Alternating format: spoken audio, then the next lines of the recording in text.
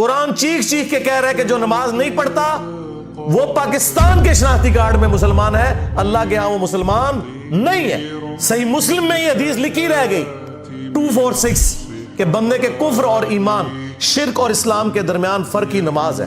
یہ حدیث مسلم میں ہی لکھی رہ گئی کہ ابن مسعود رضی اللہ تعالیٰ عنہ کہتے ہیں کہ جماعت کے ساتھ نماز پڑھنا یہ سنت خدا ہے، یہ تمہارے نبی کی وہ سنت ہے جو اللہ نے انہیں عطا کی، اگر اسے چھوڑ دو گے تو برباد ہو جاؤ گے۔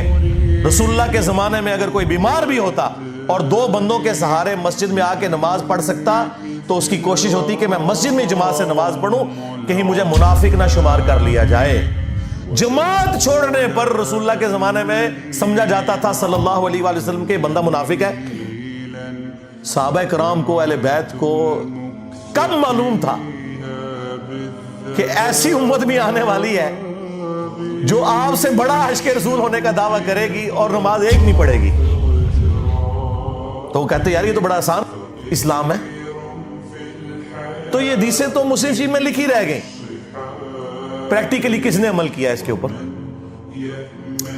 یہ حدیث ترمذی میں لکھی رہ گئی کہ ہمارا اور منافقین کا عہد نماز کی بنیاد پہ ہے، جس نے نماز چھوڑی اس نے کفر کیا۔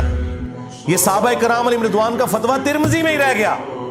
عبداللہ بن شقیق تابعی کہتے ہیں کہ صحابہ کرام علیہم رضوان تارک الصلاح کے سوا کسی کی تکفیر نہیں کرتے تھے، صرف بے نمازی کو وہ کافر سمجھتے تھے، باقیوں کو وہ تمام غلطیوں کے باوجود مسلمان تصور کرتے تھے۔ اندازہ کریں، یہ ترمذی میں لکھا رہ گیا جناب۔